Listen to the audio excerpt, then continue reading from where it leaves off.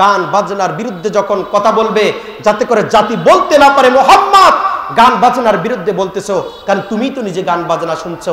আল্লাহ তাআলা এমন ভাবে নবীকে দুনিয়াতে পাঠিয়েছেন, আমার নবী গান বাজনার বিরুদ্ধে কথা বলেছেন। গান বাজনা শোনা, গান বাজনা করা, বাদ্যযন্ত্র বাজা, এটা জায়েজ নাই। এজন্য আল্লাহ তাআলা নবীর দিল, কলিজা সবকিছু হার্টবিট একবারে পরিষ্কার করে রেখেছেন। বলুন না সুবহানাল্লাহ। এইরকম ঘটনা 4 বার নবীদের জীবনে হয়েছে। 4 বছর বয়সে সিনাচাক করা হয়েছে, 10 বছর বয়সে সিনাচাক করা হয়েছে, 40 বছর বয়সে সিনাচাক করা হয়েছে, 52 বছর বয়স যখন হয়েছে নবীজির বুক ফাটিয়ে আবার ভিতরের সমস্ত হার্টবিট সবকিছু পরিষ্কার করা হয়েছে, যাতে করে দুনিয়ার কোন প্রকার গুনাহের কোন প্রকার আসর যেন নবীজির দিলে না লাগতে পারে। বলুন না সুবহানাল্লাহ। প্রিয় ভাইরা আমার, বন্ধুরা আমার,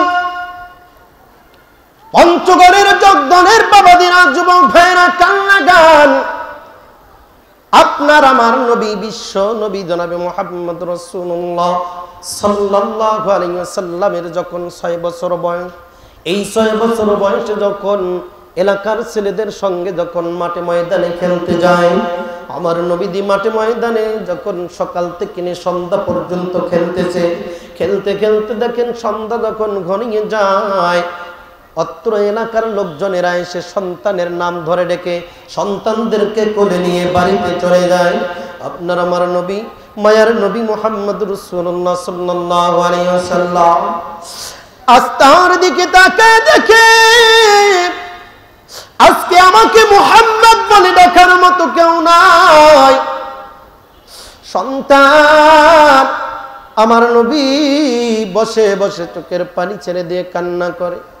বাপজানেরা, যুবক ভাইরা, একটু কান্না গান। আম্মা জান আমেনা এলাকার লোকজনদেরকে বলে, আমার মুহাম্মদকে কি তোমরা রাস্তায় কি দেখেছো নাকি?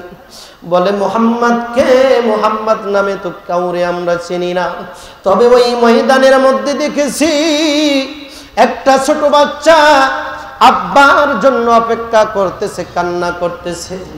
আম্মা জান আমেনা এবার সন্তানের জন্য এবার প্রতিমধ্যে রাস্তায় দৌড় দিয়েছে। মা সন্তানকে দেখে দৌড়ায়।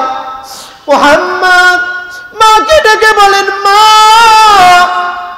সকাল থেকে নিয়ে পর্যন্ত আমি অপেক্ষা করতেছি, আমাকে মুহাম্মদ বলে তো কেউ একটা বার আমারে ডাকলো না। আম্মা আমারে একটু বলো না, আমার বাবা কি দুনিয়ার বুকে বেঁচে না? আম্মা জান আমেনা বলে, বাবা রে, তোমার বাবা বেঁচে নাই, তোমার বাবা তো ব্যবসা করতে গিয়ে সেখানে মারা গিয়েছে। বিশ্ব নবীর চোখের পানি ছেড়ে দিয়ে কান্না করলেন আর বলেন, আম্মা জান আমারে আমার আব্বার কবরটা কি একটা বার দেখানোর জন্য নিয়ে যাব। আম্মা জান চলে গেলেন নবীদের দাদা আব্দুল মুত্তালিবের কাছে গিয়ে বলেন, আব্বা জান আপনার নাতি আজকে তার বাবার কথা মনে পড়েছে, আপনার সন্তানের কবর জিয়ারত করার জন্য যেতে চায়। আব্দুল মুত্তালিব বলে, যাও, উম্মে আইমান নামে যে দাসী আছে তাকে সাথে নাও, সাথে করে নিয়ে আমার নাতিকে নিয়ে যাও, একটু তার বাবার কবর জিয়ারত করে আসবে। এবার উটের মধ্যে সওয়ার করে 3 জনকে পাঠায় দিলেন। আমার মায়ার নবী উটের মধ্যে সওয়ার করে যায়। প্রতিমধ্যে যাওয়ার পথে নবীজির মা আমেনা বুকের ব্যথা শুরু হয়ে গেছে। সন্তানকে ডেকে ডেকে বলে, বেটা মুহাম্মদ, ওই যে সামনে দেখা যায় তোমার বাবার কবর, যাও জলদি করে যাও। আমি মা, বুকের ব্যথা শুরু হয়ে গেছে রে বেটা, আমি আর বুঝি বাঁচবো না। মা উঠ থেকে পড়ে গেছে। সন্তান একটাবার চিন্তা করে, বাবার কবরের পাশে যাব না, মায়ের কাছে থাকবো। আমার মায়ের নবী চোখের পানি ছেড়ে দিয়ে কান্না করে, আল্লাহ, এই পৃথিবীর বুকে আমার জন্মের পূর্বে আমার বাবাকে হারাইলাম, আর আমার মা রাস্তায় পড়ে চোখের পানি ছেড়ে দিয়ে কান্না করেছে। মালিক, আল্লাহু আকবার বলেন, আর জোরে বলেন আল্লাহু আকবার। অপ্রিয় ভাইয়ের আমার, বিশ্ব নবী রাস্তায় বৈশা চোখের পানি ছেড়ে দিয়ে কান্না করতেছে আর বলতেছে, মা আমি তোমাকে ছেড়ে কোথাও যাব না। এবার জনম দুঃখিনী মা সন্তানকে বুকের মধ্যে জড়াইয়া ধরে, মা সন্তানকে বলে, বেটা রে আমার ব্যথা যন্ত্রণা শুরু হয়ে গেছে, আমি বুঝি আর তোমাকে আমি ধরে রাখতে পারলাম না। আমার মায়ের নবী মায়ের মাথাটা হাত মোবারকে রেখে দিলে, চোখের পানি ছেড়ে দিয়ে কান্না করে বলেন, বেটা রে এই পৃথিবীর বুকে জন্মের পূর্বে তোমার বাবাকে হারাইছো, আজকে তোমার বাবার কবর জিয়ারত করতে এসে আজকে বড় একটা নিয়ামত হারাই না। আমি মা আর বুঝি তোমাকে আমি রাখতে পারবো না। আমি মার যদি কোনো ভুল হয়ে যায় বেটারে আমারে আল্লাহর হস্তে ক্ষমা করে দিও। এই কথা বলে মা আমিনা আমার মায়ের কথা স্মরণ কইরা আমার ওই বিশ্ব নবীর হাতে মাথা রেখে জীবনের শেষ নিঃশ্বাস ত্যাগ করেন। বলেন সুবহানাল্লাহ।